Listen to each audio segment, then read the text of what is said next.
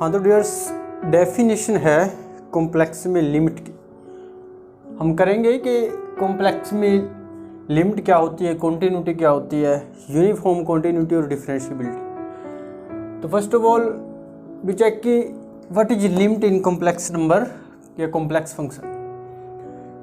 Limit क्या है? जैसे हमने रियल में करते हैं, जो रियल की प्रॉपर्टी होती है ऐसे लिमिट, फंक्शन की लिमिट को लेके, कॉन्टिन्यूटी को लेके, यूनिफॉर्म कॉन्टिन्यूटी के लेके, डिफरेंशिएबिलिटी को लेके, तो वैसे ही है।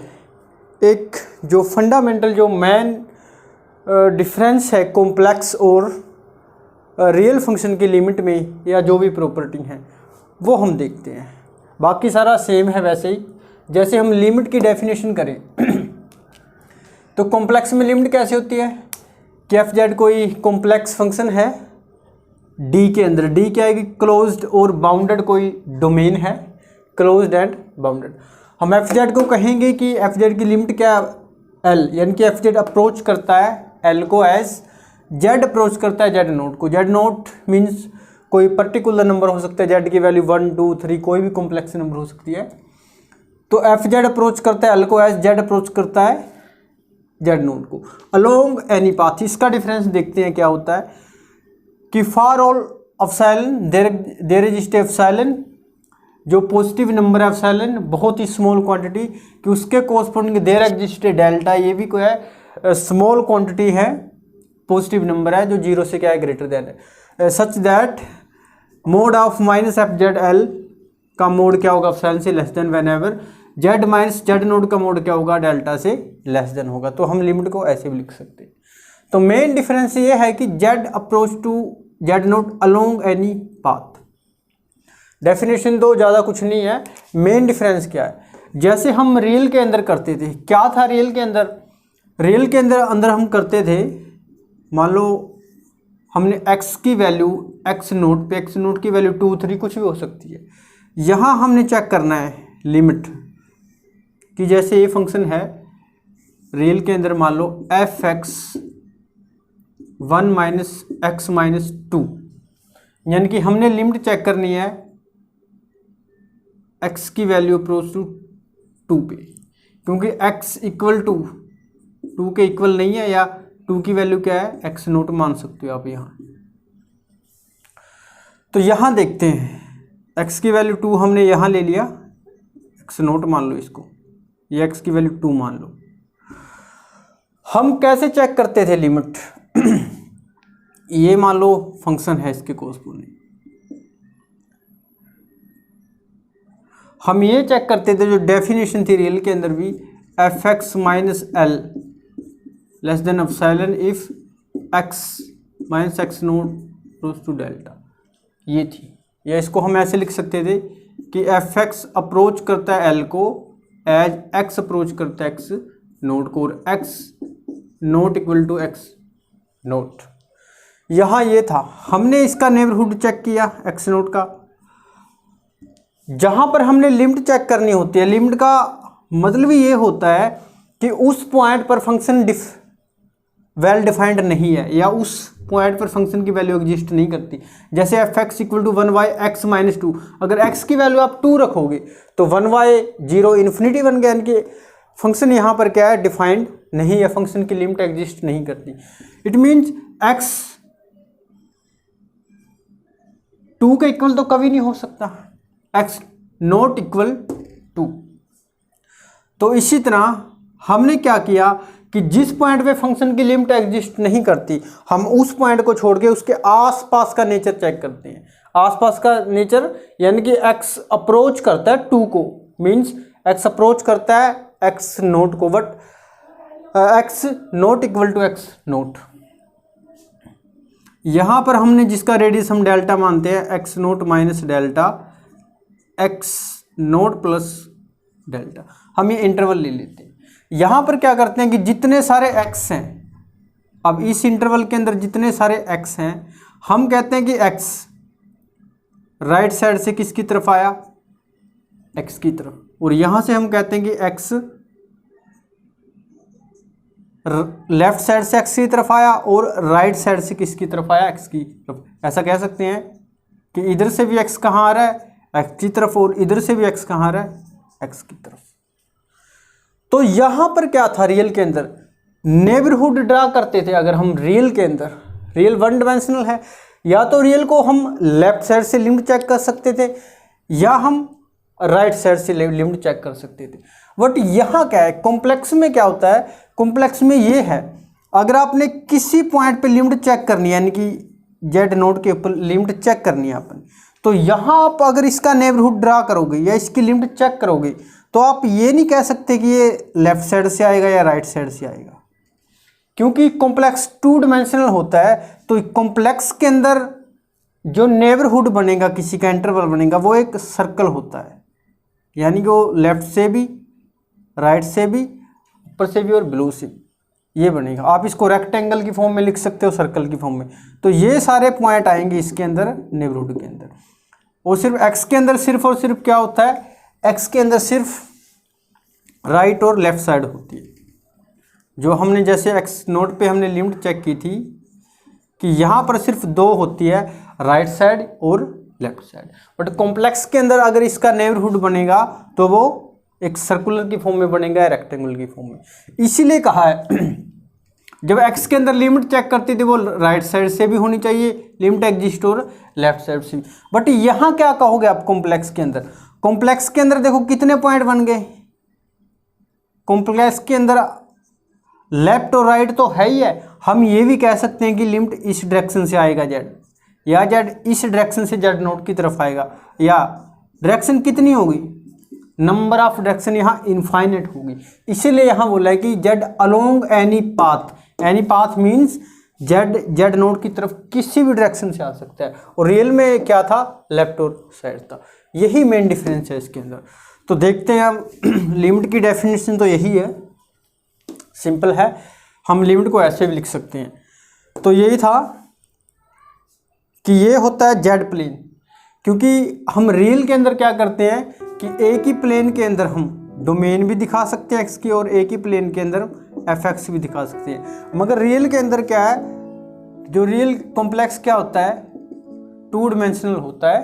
तो इसीलिए हम क्या करते हैं, 2 अलग अलग प्लेन बनाते हैं। डोमेन वाले को जेड प्लेन कहते हैं, और जो फंक्शनल वैल्यू का होता है उसको हम डब्ल्यू प्लेन कहते हैं। यही है, यही था कि जेड अप्रोच करता है जेड नोड की तरफ, यानी कि जेड यहाँ से भी इसकी तरफ आ सकता है, जेड यहाँ भी हो सकता है, जेड यहाँ भी इसकी डायरेक्शन, कि अगर जेड आएगा जेड नोड की तरफ तो तभी क्या आएगा, एफ जेड आएगा एल की तरफ, एफ जेड यहाँ भी हो सकता है। यही इसकी क्या थी, लिमिट की डेफिनेशन थी।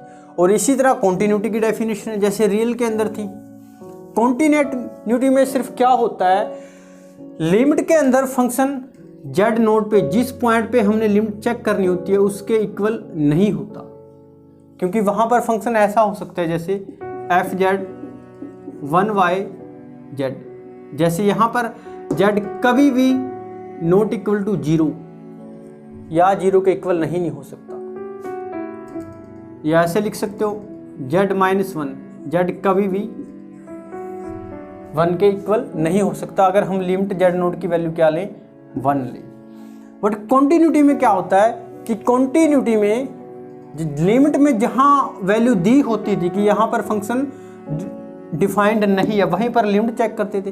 बट कॉन्टिन्यूटी में ये चीज़ ऐड हो जाती है। कॉन्टिन्यूटी में हमेशा ही क्या होता है, जिस पॉइंट पे फंक्शन को कॉन्टिन्यूस पूछा जाता है कि फंक्शन वहाँ कॉन्टिन्यूस है या नहीं है, उस पॉइंट पे फंक्शन हमेशा ही क्या मिलेगा, वेल डिफाइंड मिलेगा। और उस पॉइंट पे हमेशा ही वैल्यू क्या मिलती है, फाइनाइट मिलती है और लिमिट एग्जिस्ट करती है। डेफिनेशन यही रहेगी कॉन्टिन्यूटी की, एफ जेड कोई फंक्शन है कि देर एग्जिस्ट है, कोई अपसेल मिलेगा और उसके कोरस्पॉन्डिंग कोई डेल्टा मिलेगा। तो सीधा ही मैं लिख देता हूँ कि इसके अंदर क्या बनेगी definition, F z minus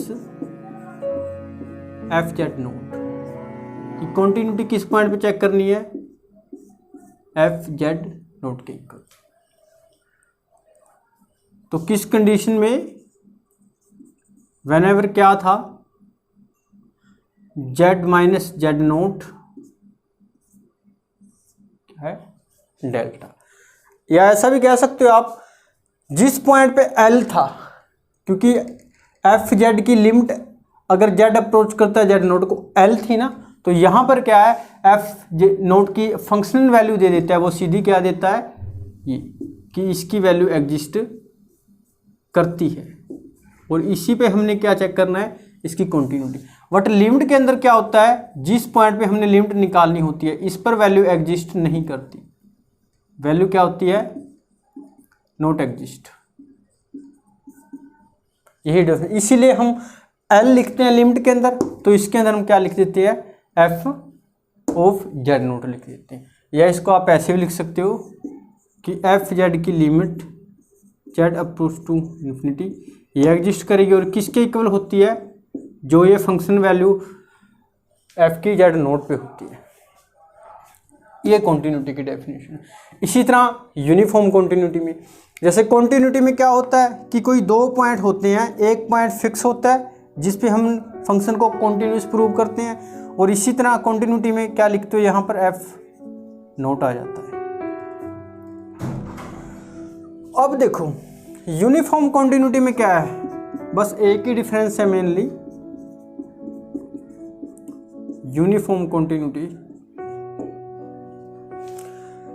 continuity में क्या था कि एक पॉइंट फिक्स होता है, कि इसके लिए क्या था कि for all epsilon there exist delta such that. यहां पर डेल्टा किस पे डिपेंड करता है, कॉन्टिन्यूटी में डेल्टा की वैल्यू, यहां पर डेल्टा की वैल्यू एप्सिलॉन पे डिपेंड करती है, और ये जेड नोट पे, जिस पे हमने कॉन्टिन्यूटी निकालनी होती है कि जेड नोट पे, कि जेड नोट जेड से कितना दूर है, कि डेल्टा किस पे डिपेंड करता है कॉन्टिन्यूटी में, एप्सिलॉन पर और जेड नोट पर, जिस पॉइंट पे हमने कॉन्टिन्यूटी पूछी हो सकती है। बट यूनिफॉर्म कॉन्टिन्यूटी में क्या होता है, यूनिफॉर्म कॉन्टिन्यूटी में कि जो एप्सिलॉन होता है, यहां पर डेल्टा सिर्फ और सिर्फ डिपेंड करता है ओनली एप्सिलॉन। क्यों, क्योंकि जहां कॉन्टिन्यूटी में एक पॉइंट फिक्स होता है, एफ नोट फिक्स होता है, जैसे इस डोमेन के अंदर देखो, मान लो यहां पर जेड नोट फिक्स है, हम जेड नोट का नेबरहुड लेंगे, ये लिया हमने, तो जेड नोट से जो कोई इसके बीच में जितने पॉइंट जेड हैं, कि जेड से उनका डिफरेंस कितना है, जेड नोट से जेड का डेल्टा है। बट इसके अंदर यूनिफॉर्म कॉन्टिन्यूटी में क्या कहते हैं कि हम एक पॉइंट को जेड नोट को फिक्स नहीं करते, बल्कि कोई भी दो पॉइंट उठाते हैं डोमेन में से कि जिनका डिफरेंस क्या हो, डेल्टा हो। इसीलिए जो डेल्टा होता है सिर्फ और सिर्फ एप्सिलॉन पे डिपेंड करता है। यहाँ पर डेफिनेशन ऐसे बनेगी कि यहाँ हम कोई भी दो पॉइंट उठाते हैं कि एप्सिलॉन से लेस देन होगा, अगर दोनों का डिफरेंस क्या होगा, एप्सिलॉन से लेस देन। ये यूनिफॉर्म कॉन्टिन्यूटी की डेफिनेशन होती है। और Z1 और Z2 क्या है, D के अंदर होते हैं। D क्या होता है, डोमेन होती है जो क्लोज्ड और बाउंडेड है। यहाँ भी क्या है कि Z नोट कहाँ पर है, D में। D क्या है, क्लोज्ड और बाउंडेड डोमेन है। ये ऐसे होता है, जैसे दोबारा देख लेते हैं कि यहाँ पर क्या है, Z1 और Z2 कोई भी दो पॉइंट उठाए हमने जिनका डिफरेंस क्या होता है, डेल्टा। वो कहता है कोई भी इस एक नेबरहुड के अंदर कोई भी दो पॉइंट उठाओ जिनका डिस्टेंस क्या हो, डेल्टा होगा। और यहाँ पर जो इसकी फंक्शनल वैल्यू होगी, ये एफ Z2 की वैल्यू होगी, कि इनका डिफरेंस क्या होगा, एप्सिलॉन और ये डेल्टा। कि अगर दो पॉइंट हैं एफ Z1 और एफ Z2, इनका डिफरेंस एप्सिलॉन है, तो उसके कोरस्पोंडिंग यहाँ पर Z1 और Z2 का डिफरेंस भी क्या होगा, डेल्टा होगा। तो ये यूनिफॉर्म कॉन्टिन्यूटी की डेफिनेशन थी। और एक कंडीशन है कि every uniform continuity implies to continuity, कि हर एक फंक्शन जो यूनिफॉर्म कॉन्टिन्यूस है वो हमेशा ही कॉन्टिन्यूस होगा। बट कन्वर्स भी नहीं है कि अगर कोई फंक्शन कॉन्टिन्यूस है वो यूनिफॉर्म कॉन्टिन्यूटी को इम्प्लाई करेगा। तो ये डेफिनेशन थी यूनिफॉर्म कॉन्टिन्यूटी की। जैसे एग्जांपल देख लेते हैं हम,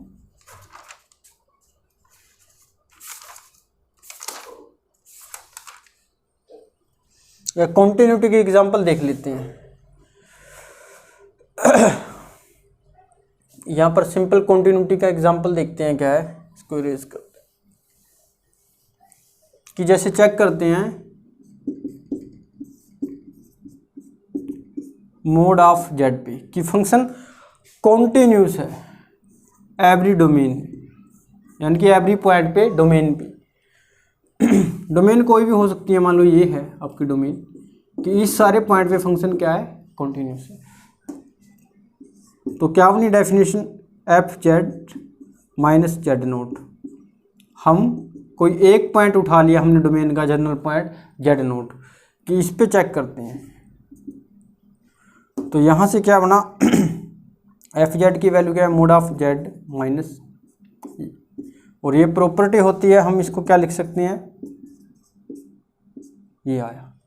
अब यहाँ से क्या हुआ,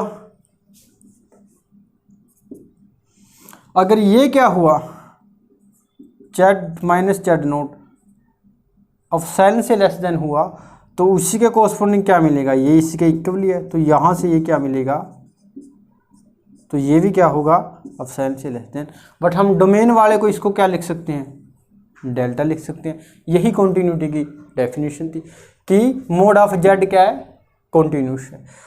अगर इसी तरह हम ये फंक्शन चेक करें कि f z equal to z का बार, ये फंक्शन भी क्या है, कॉन्टिन्यूस होगा।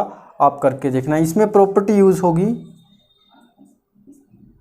कि मोड ऑफ दो जेड का वार का मोड लेंगे तो वो इसके इक्वल होगा, मोड ऑफ जेड का ले सकते हैं, तो ये प्रॉपर्टी यूज होगी इसके अंदर। तो ये देख लेना आप। तो इसके बाद है डेफिनेशन, हम देखते हैं डिफरेंशिएबिलिटी। क्या होता है डिफरेंशिएबिलिटी की डेफिनेशन देखते हैं।